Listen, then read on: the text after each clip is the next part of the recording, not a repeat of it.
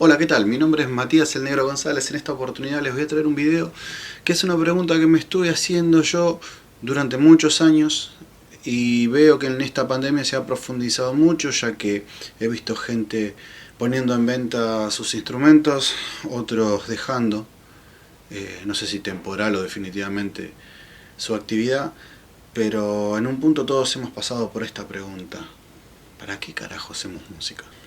En este año, más que extraño, digo extraño porque estuvieron pasando algunas cosas, ¿no? Soy de la vieja escuela. Ujú, Cuando me buscan, me encuentran. ujú. Entonces lo tomo con mucho humor, pero no me banco una. O sea, pero Bueno, la idea un poco es abarcar en estos estados emocionales, en esta ruleta de este año tan extraño para muchísimos. Es desasnar y ahondar un poco en un tema superficial, así que sin más, vamos con el video. ¿Qué te motiva a hacer canciones que solo tienen la atención de 30 segundos en los escuchas? Frustrante, ¿no? Esa manera rintonesca de encarar las cosas. Llevas quizás unos cuantos meses o años en tu habitación perfeccionando tu maestría con tu guitarra, bajo, batería o andás a ver qué instrumento en la infinidad que hay. Llevas bien esos cambios de acordes, estás muy rápido e incluso te atreves a hacer eso que antes admirabas de otros.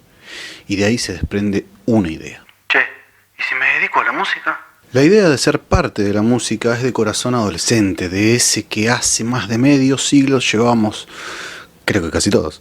Podríamos hablarle al piberío, que si bien sabemos que no son tontos, ordenar las ideas no estarían de más. La vida en la ruta, desafiar la sociedad, seguir tus propias reglas. ¿Qué podría suponer una reacción más perfecta a la vida aburrida del adulto? Es tu vía de escape, tu razón, tu destino, ¿o no? Pero espera, es fácil, ¿no? Todos nos preguntamos lo mismo. Acá hay temas. Vamos por el principio, el ABC. Hay que tener en cuenta que perfeccionar un instrumento lleva alrededor de 7 años, en principio, que depende de qué instrumentos desees ejecutar, va a tener un gasto promedio de unos buenos morlacos. Después de todo esto, del tiempo que te lleve, te contactás con otra gente, le pones un nombre a esa ilusión y salís a la cancha. Y después de un tiempo aparece la motivación. Eso que parece tan inocente, pero es un agravante. Quizás el problema más difícil de todo es seguir adelante. Empezás a ser consciente de que la vida en la música consiste en afrontar lo bueno y lo malo. Si bien sabes que no vas a debutar en una obra en unos meses, ni en unos años, debes estar completamente preparado para tocar en incontable de salas vacías por una pizza, en el mejor de los casos. Y no debes permitir de ninguna manera que esto te altere. Recordá por qué empezaste esto. Si tus razones son sinceras, serán capaces de mirar más allá de esas luchas cotidianas y extraer de estas experiencias poco gratificantes la lección de superar cualquier obstáculo. El arte es así, y así es como se sufre por él. Con suerte, aprendes con el desastre y aprendes de primera mano cómo salir adelante. A veces puede ser como nadar entre tiburones. Algunos aceptan las críticas mejor que otros. A otros, literalmente no les preocupa nada. Quizás le das bola a esto o no. Quizás te metas en el barro hasta el fondo. Igual la mayoría estamos de acuerdo en que son riesgos que vale la pena correr. Esos momentos en que todo encaja merecen cualquier cantidad de discusiones y luchas personales. Pero una vez que tenés tu experiencia y observas que, si bien no estabas esperando hacer un River, tampoco fuiste muy adelante en tus metas cortas, entonces te volvés a preguntar: ¿para qué carajo hago música? Ahí nace el orgullo y peligro de autodenominarse under. Lo primero que te preguntan después de años que venís con la guitarrita es: Pero vos, ¿viviste esto? esta pregunta tonta puede levantar polvillo y rápidamente una conversación se puede ir al pasto. Especialmente si sos músico. Es un tema peliagudo, diría alguna abuela, entre miembros del gremio, ya que viene acompañado de un componente emocional que imposibilita la reflexión objetiva. Nadie se libra de ese debate interno. Y a menudo yo me he preguntado cosas como: ¿cuándo se deja de ser músico under para ser profesional? ¿Son categorías definitivas? ¿Se puede dar pasos hacia atrás? ¿Hay una fase intermedia? Esas guerras intelectuales que uno se hace en la soledad. Pretendo responderme primero para aclararme yo y de paso, quizás, sacar algo en claro que pueda ser útil para otros. ¿Por qué no? Se define por under a algo que en otras profesiones se le dice amateur, que por definición se refiere a la práctica sin ser profesional en un arte, deporte, etc. O sea, un sinónimo de aficionado. Al margen del esfuerzo o la onda que le pongas, no sos profesional por definición estricta de la palabra. ¿Pero qué es ser profesional entonces? Supuestamente el que practica habitualmente una actividad, incluso delictiva, de la cual vive. O sea, no es profesional el que no vive de ello, por eso es un amateur en definición. Podemos pasarnos 10 años tocando en vivo, grabando discos, haciendo entrevistas o videos, pero si no generamos un mango con ello, tenemos que sí o sí hacer que nuestros ingresos sean superiores a nuestros gastos. Es básico. El segundo trabajo. Hay estilos como el rap, el trap, el reggaetón que hablan abiertamente de la guita que ganan con sus canciones, fanfarroneando, haciendo alarde de ello. En cambio, en el folclore, el tango y el rock, a veces, por ejemplo, es tabú. Hacemos apología de la creatividad y la cultura frente al frío concepto del negocio. Se esconde el tema al no querer admitir una incapacidad para sostenerse con la obra propia, teniendo que recurrir a otras fuentes de ingreso. Parecería que se quiere confirmar que no se vive de la música. Entonces nos vemos obligados a referirnos a aquello como otro trabajo, que no es más que una mentira autocomplaciente que busca esconder el hecho de que ese es nuestro deseo, el de tener a la música como verdadero y único trabajo. Como el asunto avergüenza a más de uno, se intenta maquillar ese segundo trabajo como un trámite, algo temporal, y se justifica en hay que comer, obvio, es más que entendible, pero ni bien la pegue, lo dejamos. O eso se cree. Es cierto que pocos no tienen otro trabajo, porque tienen apoyo familiar, directa o indirectamente, difícil que lo confiesen. Y esto es así porque gran parte de los músicos participa del autoengaño. En el fondo, quieren creer que es factible ser independiente económicamente solo con sus tocadas. Vivir de esto sí, pero ¿por cuánto tiempo? La radiografía del sector musical en nuestro país es más o menos así.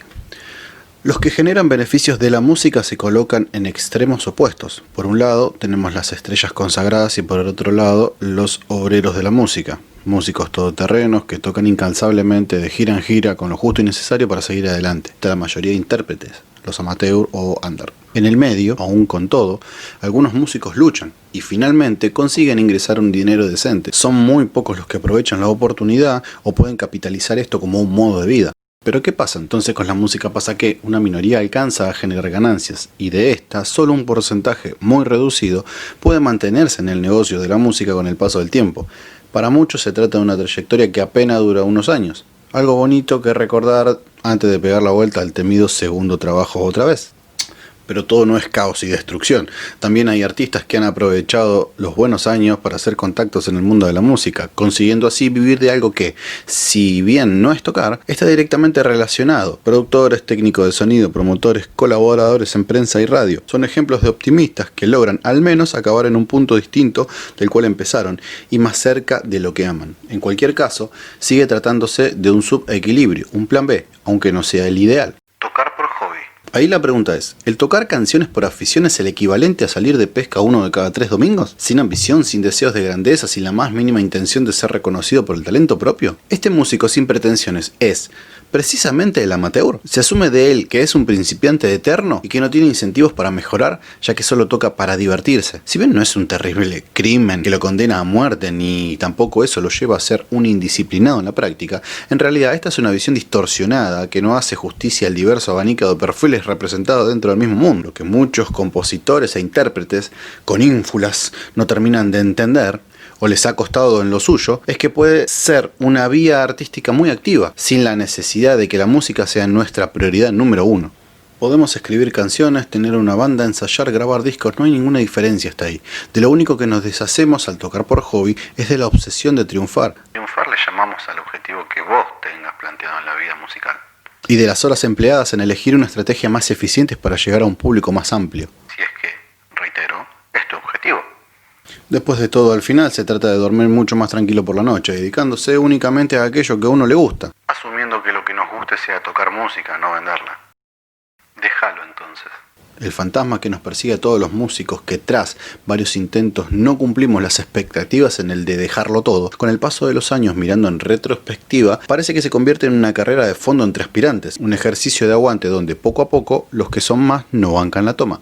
Desde acá y por experiencia personal quisiera levantar el ánimo de todo ese grupo de artistas insatisfechos y frustrados. Seguir teniendo al alcance lo más bonito de esta profesión, que es la posibilidad de crear, expresarnos sin la presión autoimpuesta, el compararse con otros a los que le va mejor y la obsesión por like en redes o entradas vendidas, pueden servir para ponernos en movimiento inicialmente, pero llegado a cierto punto no deberían ser el motor de nuestra vida. En conclusión, podemos alargarlo todo lo que nos permita la esperanza, y mientras haya salud en el bolso, antes o después tendremos que asumir que no hay alternativa fuera de estas dos categorías, que son o amateur o profesional. Entonces, ¿para qué carajos hice música? Si el limbo que existe entre ambas es tan solo el espacio entre saltar y tocar el suelo. O volás o te caes. Y no tiene sentido jodernos con la gravedad por tirarnos de cabeza contra la realidad, ¿no? Bueno, muchas gracias si llegaste hasta acá. La verdad que es un video que tardó un poquito en hacerse, ya que las sensaciones son encontradas para mí. Espero que a vos... ¿Vos a mí me vas a decir lo que tengo que hacer? No, Phil, no 30 te años hablo a tengo vos, en esto. papá. No te hablo a vos. Ah, Yo sé que vos bueno, lo sabes dale. todo. Yo Son entiendo cambios, eso, capo. pero no es para vos. Es para la gente que realmente está pasando un mal momento. Dale, Bueno, capo. baja un cambio porque te rompo todo. Dale. ¿Ya? Dale, ¿Escuchaste? dale. Te rompo todo. Cuando quieras. Bueno, Bien. pedazo de gato. Sin más, los dejo con tres amigazos: Pablo Bondar, Patricio Pose, Flavio Lema. Nos vemos la próxima. Cuídense. Que todo sea música. Chao.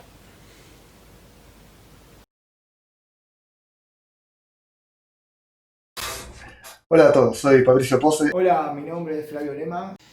Hola, ¿qué tal? Mi nombre es Pablo Bondar. Fue hace mucho tiempo, en el 91, cuando tenía 5 años recién cumplidos. Y estaba haciendo zapping tirado en el sofá y me acuerdo que pasaban la noticia de que Freddie Mercury había fallecido. Entonces le pregunté quién era y me dijo de que teníamos un CD de ellos, de la banda Queen. Escuché en la tele también un clip, un pedacito de un tema de Queen, que yo sabía que había escuchado en algún momento, pero no sabía bien cuándo ni dónde. Solo me acordaba que estaba en la colección de CDs de mi papá. Y por alguna razón recordé que estaba en el disco de Queen Grandes Éxitos 2. CD que hasta el día de hoy conservo. En el 80, cuando conocí la banda Kiss y después bueno, en Queen. Y en el 81 me regalaron un cassette de Kiss, Unmasked, y ahí empecé con todo lo que es el tema del rock, hasta el día de hoy escuchando música, ¿no? Contacto con la música desde muy chico, sí. Por el lado de mi mamá, mucho melódico, de lo que era Camilo Sesto, Diango, José Luis Perales, Mocedades, etcétera, etcétera. Y por el lado de mi papá, más lo que es folclore, música clásica, rock, ¿sí?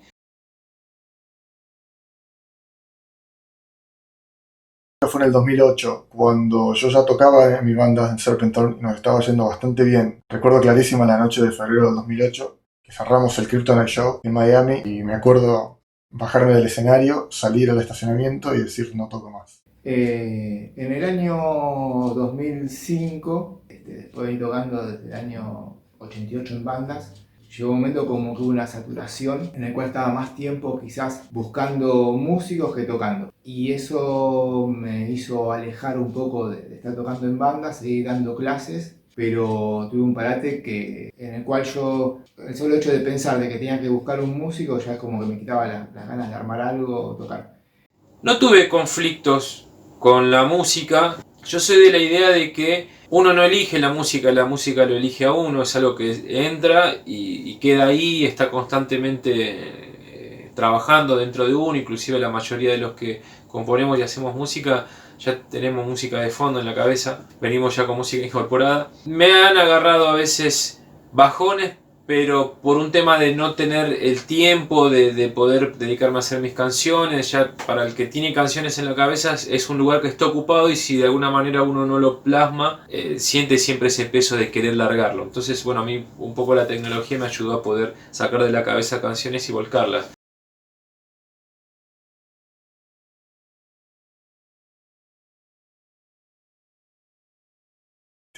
Pensé, no solo pensé, sino que lo hice, porque tuve miedo. Nos estaba yendo bastante bien y yo tenía la idea fija de volver a Argentina.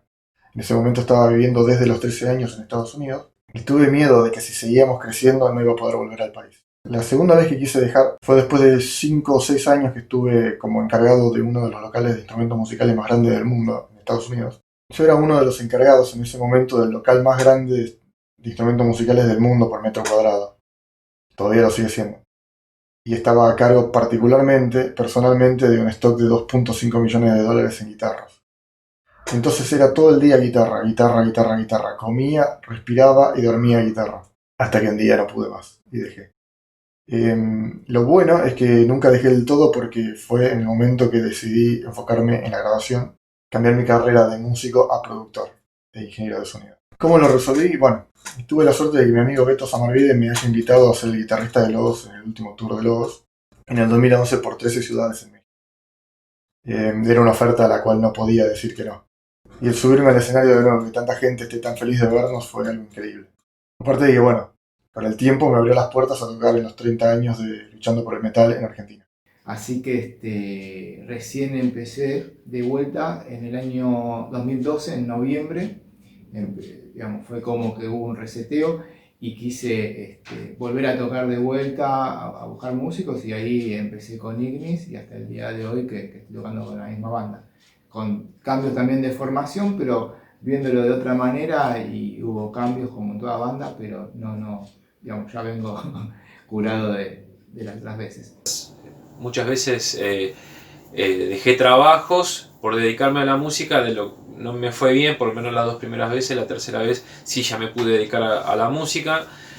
Pero como decía, pienso que la música lo elige a uno y a veces sí estamos cansados, estamos bajoneados, pero es una de las cosas más lindas que existen, y yo pienso que uno es un privilegiado por tener esa movilidad dentro de uno. Obviamente la realidad a veces nos lleva por delante, no tenemos tiempo para lo importante porque tenemos que atender lo urgente, que es comer, estabilizarnos económicamente. No es un país fácil, no hay gente que también se preste a darnos a veces un poquito de atención, pero no sé, aprendí a capitalizar todo con el tiempo, a tratar de ver el vaso medio lleno.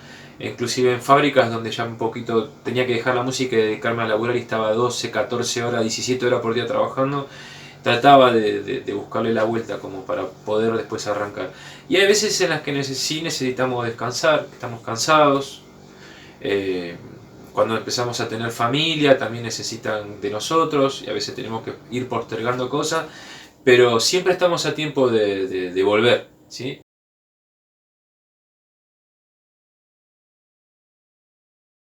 Es una gran pregunta. En lo personal, porque no creo que pueda parar a esta altura de mí. Es algo que fue parte de mí durante más de 15 años y es probablemente lo que mejor me sale hacer. Parte vivo de esto. Más allá de eso, porque también uno tiene la esperanza de que esto alguna vez se revierta y vuelva a la música de verdad como antes. No es casual que la venta de vinilos haya superado por tanto a la venta de CDs después de 30 años de nuevo. Claramente todavía hay gente que disfruta escuchar de la buena música. No estamos solos. Hasta luego. ¿Por qué no tocar? O sea, creo que es lo que nos gusta hacer, y si a uno le gusta hacer música y es la pasión de uno, no tiene por qué dejar de tocar. Yo cuando dejé de tocar no era de tocar yo, sino tocar en banda. Me dediqué a dar clases, seguía tocando por mi cuenta, pero no hay que dejar de tocar. Va a haber momentos buenos, momentos malos, siempre va a haber adversidades, pero nunca perder la pasión y las ganas de tocar. Es como la frase que se usa en el tango, que hoy no te gusta el tango, pero el tango te espera. Bueno, la música es algo así. Hoy no podés, mañana no podés, pero la música está ahí hasta que podamos hacernos un poquito de tiempo y poder seguir. Y siempre, siempre, siempre, siempre vale la pena. Siempre vale la pena. Un saludo para todos, para todas, y que esté bien y adelante. Nos vemos.